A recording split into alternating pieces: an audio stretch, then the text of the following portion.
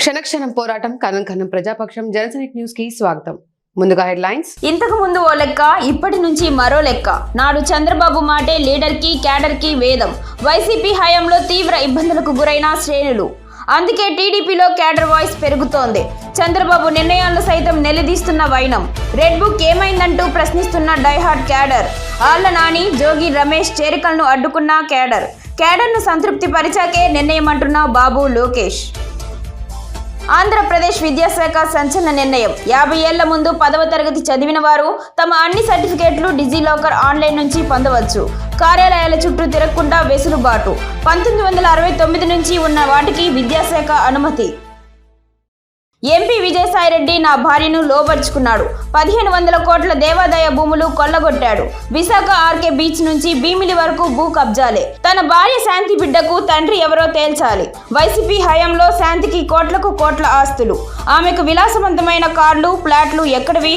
నన్ను కావాలనే హైదరాబాద్ నుంచి కలకత్తాకు నారా లోకేష్ ను ప్రజా దర్బార్లో కలిసిన దేవాదాయ శాఖ సస్పెండ్ అసిస్టెంట్ కమిషనర్ శాంతి భర్త మదన్ మోహన్. ఈ డీటెయిల్స్ చూస్తే అన్నమయ్య జిల్లా రాజంపేట మదనపల్లిలో ఈ నెల 20వ తేదీన ఉద్యోగ మేళాలు ఆంధ్రప్రదేశ్ రాష్ట్ర ప్రభుత్వం, AP state skill development corporation, సిడాస్ మరియు జిల్లా ఉపాధి కార్యాలయం యొక్క సంయుక్త ఆధ్వర్యంలో అన్నమయ్య జిల్లాలోని రాజంపేట మరియు మదనపల్లిలో ఉద్యోగ మేళాలు నిర్వహిస్తున్నట్లు జిల్లా నైపుణ్యాభివృద్ధి అధికారి దాసరి నాగార్జున ఒక ప్రకటనలో తెలిపారు. ఈ ఉద్యోగ మేళాలు ఈ నెల 20న శుక్రవారం రాజంపేట గవర్నమెంట్ పాలిటెక్నిక్ కళాశాలలో మరియు మదనపల్లి గవర్నమెంట్ పాలిటెక్నిక్ కళాశాలలో నిర్వహిస్తున్నారు.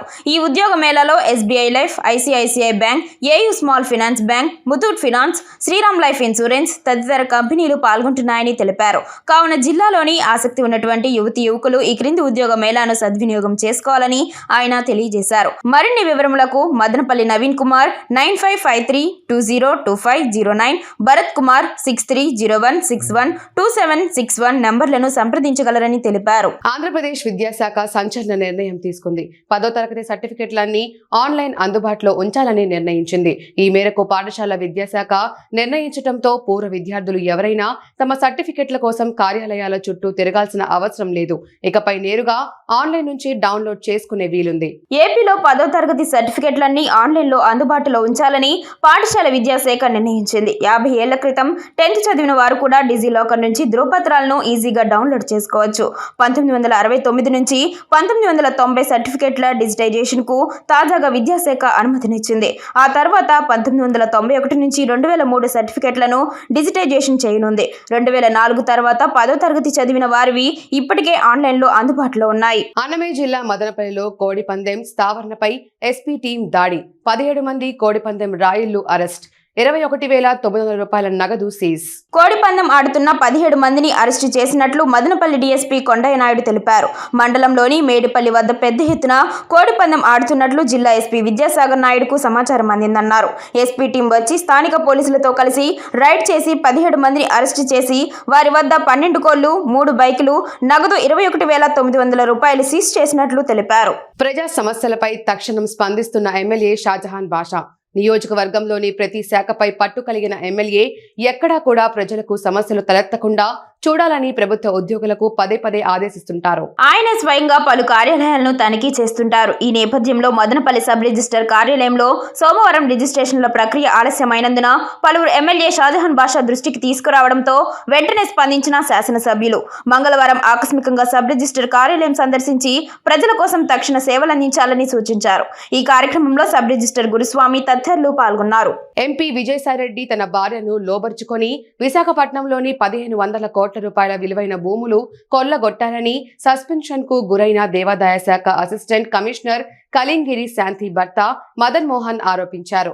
ఎంపీ అక్రమాలు, అసాంఘిక కార్యకలాపాలపై పోరాడుతున్నందుకు తనను ఇటీవల హైదరాబాద్ నుంచి కోల్కతాకు బదిలీ చేయించారని అన్నారు. మంగళవారం ఉండవల్లి నివాసంలో ప్రజా దర్బార్ కు విచ్చేసిన మదన్ మోహన్ మంత్రి నారా లోకేష్ ను కలిసి తన గోడును వెళ్లబోసుకున్నారు. తాను ఇండియన్ ఇన్స్టిట్యూట్ ఆఫ్ ప్యాకింగ్ లో అసిస్టెంట్ డైరెక్టర్ గా పనిచేస్తున్నానని ఎంపీ విజయసాయిరెడ్డి, అడ్వకేట్ సుభాష్ కలిసి తన భార్య కలింగిరి శాంతిని లోబర్చుకొని విశాఖలో ఆర్కే బీచ్ నుంచి భీమిలి వరకు పెద్ద ఎత్తున భూములు కొల్లగొట్టారు ఫిర్యాదు చేశారు. 2022-2023 మధ్య తనను ఏమార్చి అమెరికా పంపిన ఎంపీ విజయసాయిరెడ్డి తన భార్య శాంతితో రహస్యంగా సహజీవనం చేసి మగబిడ్డను కన్నారని మదన్ తెలిపారు. తాను స్థానికంగా లేని సమయంలో బిడ్డకు విజయసాయిరెడ్డే తండ్రి అని తాను గట్టిగా విశ్వసిస్తున్నానని చెప్పారు. తనకు న్యాయం చేయాల్సిందిగా రాష్ట్రపతి, ప్రధాని కార్యాలయాలతో పాటు రాష్ట్ర హోంమంత్రి, డీజీపీలను కలిసి విన్నవించానన్నారు.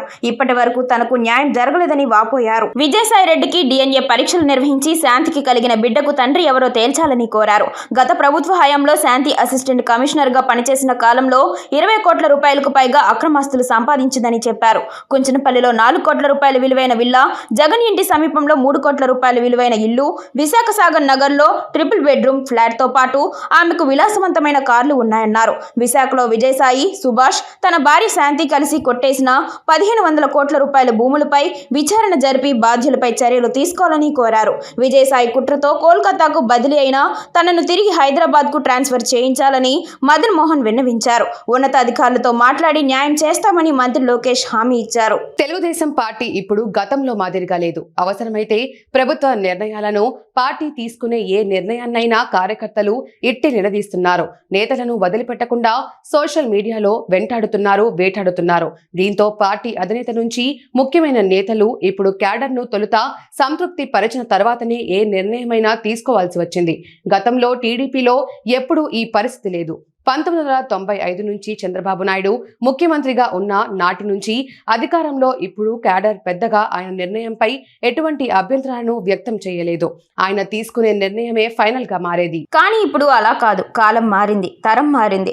నేతలను నిలదీసే రోజులు వచ్చేశాయి. గత 5 ఏళ్ల కాలంలో వైసీపీ పాలనతో తాము అనుభవించిన విషయాన్ని వారు గుర్తు చేసుకుని మరీ నేతలను, అధినాయకత్వాన్ని ట్రోల్ చేస్తున్నారు. టీడీపీ కూటమి అధికారంలోకి వచ్చి 6 నెలలైనా వైసీపీ నేతలపై చర్యలు ఎందుకు తీసుకోవడం లేదని సూటిగా ప్రశ్నిస్తున్నారు. ముఖ్యమంత్రి చంద్రబాబునే నిలదీస్తున్నారు. రెడ్ బుక్ ఏమైందంటూ ప్రశ్నలు సంధిస్తున్నారు. ఎన్నికలకు ముందు చెప్పిన మాటలు ఏమయ్యాయని సూటి ప్రశ్నలు వేస్తున్నారు. దీంతో స్వయంగా ముఖ్యమంత్రి చంద్రబాబు వివరణ ఇచ్చుకోవాల్సి వచ్చింది. అనేక సభల్లోనూ ఆయన పదే పదే చెప్పుకోవాల్సి వచ్చింది. తాను ఏదైనా చట్టపరంగానే చర్యలు తీసుకుంటానని, తప్పు చేసిన వారిని వదిలిపెట్టనంటూ ఆయన హెచ్చరికలు జారీ చేశారు. తర్వాత ఏలూరు నియోజకవర్గం నేత, మాజీ మంత్రి ఆళ్ల నానిని టీడీపీలో చేర్చుకోవడంపై కూడా తీవ్ర స్థాయిలో అభ్యంతరం వ్యక్తం చేసింది క్యాడర్. నియోజకవర్గంలో నేతల నుంచి కార్యకర్తల వరకు ఆళ్ల నాని తమను ఎలా ఇబ్బంది పెట్టింది వారు సోషల్ మీడియాలో పోస్ట్ చేశారు. దీంతో చంద్రబాబు ఆళ్ల నానికి కండువా కాపాల్సిన సమయంలో చేరికను హోల్డ్లో పెట్టారు. ఆళ్ల నానిని పార్టీలో చేర్చుకుంటే కార్యకర్తల నుంచి తీవ్ర స్థాయిలో వ్యతిరేకత వ్యక్తమవుతూ ఉండడంతో నాని చేరిక వాయిదా పడిందా, లేక డోర్లు పూర్తిగా క్లోజ్ అయ్యాయా అన్నది తెలియకుండా క్యాడర్ ఒత్తిడితోనే చంద్రబాబుతో పాటు పార్టీ అగ్రనాయకత్వం తన నిర్ణయాన్ని వెనక్కు తీసుకోవాల్సి వచ్చింది. తాజాగా నూజివీడులో జరిగిన ఘటన కూడా ఇదే అద్దం పడుతుంది. చంద్రబాబు నాయుడు ఇంటి మీద దాడికి ప్రయత్నించిన మాజీ మంత్రి జోగి రమేష్ తో టీడీపీ నేతలు కలిసి గౌతు లచ్చన్న విగ్రహావిష్కరణ కార్యక్రమంలో పాల్గొనడం వివాదంగా మారింది. వెంటనే టీడీపీ సోషల్ మీడియాలో గౌతు శిరీషను, మంత్రి పార్థసారథిని ట్రోల్ చేశారు. దీంతో నారా లోకేష్ వారిద్దరి నుంచి వివరణ కోరారు. ఇద్దరు అధినాయకత్వంతో పాటు పార్టీ కార్యకర్తలకు కూడా వివరణ ఇచ్చుకోవాల్సి వచ్చింది. మరోసారి ఇలాంటి తప్పు జరగదంటూ గౌతు శిరీష, మంత్రి పార్థసారథి కార్యకర్తలను వేడుకోవాల్సి వచ్చింది. దీంతో పార్టీ అధినాయకత్వంతో పాటు నేతలకు కూడా ఇప్పుడు ఏ నిర్ణయం తీసుకోవాలన్నా క్యాడర్ అనుమతి తప్పనిసరి అయింది. గతంలో మాదిరిగా రాజకీయాలు చేస్తామంటే కుదరదని తమ్ముళ్లు తెగేసి చెప్తున్నారు. అందుకే నేతల నిర్ణయాలను ఒళ్ళు దగ్గర పెట్టుకుని చేసుకోవాల్సిందే. వార్తలు ముగించే ముందు హెడ్లైన్స్ మరోసారి. ఇంతకు ముందు ఓ లెక్క, ఇప్పటి నుంచి మరో లెక్క. నాడు చంద్రబాబు మాటే లీడర్ కి, క్యాడర్ కి వేదం. వైసీపీ హయాంలో తీవ్ర ఇబ్బందులకు గురైన శ్రేణులు. అందుకే టీడీపీలో క్యాడర్ వాయిస్ పెరుగుతోంది. చంద్రబాబు నిర్ణయాలను సైతం నిలదీస్తున్న వైనం. రెడ్ బుక్ ఏమైందంటూ ప్రశ్నిస్తున్న డైహార్డ్ క్యాడర్. ఆళ్ల నాని, జోగి రమేష్ చేరికలను అడ్డుకున్న క్యాడర్ను సంతృప్తి పరిచాకే నిర్ణయం అంటున్న బాబు లోకేష్. ఆంధ్రప్రదేశ్ విద్యాశాఖ సంచలన నిర్ణయం. 50 ఏళ్ల ముందు 10వ తరగతి చదివిన వారు తమ అన్ని సర్టిఫికేట్లు డిజిలాకర్ ఆన్లైన్ నుంచి పొందవచ్చు. కార్యాలయాల చుట్టూ తిరగకుండా వెసులుబాటు. 1969 నుంచి ఉన్న వాటికి విద్యాశాఖ అనుమతి. ఎంపీ విజయసాయిరెడ్డి నా భార్యను లోబర్చుకున్నాడు. 1500 కోట్ల దేవాదాయ భూములు కొల్లగొట్టాడు. విశాఖ ఆర్కే బీచ్ నుంచి భీమిలి వరకు భూ కబ్జాలే. తన భార్య శాంతి బిడ్డకు తండ్రి ఎవరో తేల్చాలి. వైసీపీ హయాంలో శాంతికి కోట్లకు కోట్ల ఆస్తులు. ఆమెకు విలాసవంతమైన కార్లు, ఫ్లాట్లు ఎక్కడివి? నన్ను కావాలనే హైదరాబాద్ నుంచి కలకత్తాకు నారా లోకేష్ ను ప్రజా దర్బార్లో కలిసిన దేవాదాయ శాఖ సస్పెండ్ అసిస్టెంట్ కమిషనర్ శాంతి భర్త మదన్ మోహన్. క్షణక్షణం పోరాటం, కణం కణం ప్రజాపక్షం. జనసైనిక్ న్యూస్ ఇంతటితో సమాప్తం. తిరిగి రేపటి బులెటిన్లో మళ్ళీ కలుద్దాం. అంతవరకు సెలవు. నమస్కారం.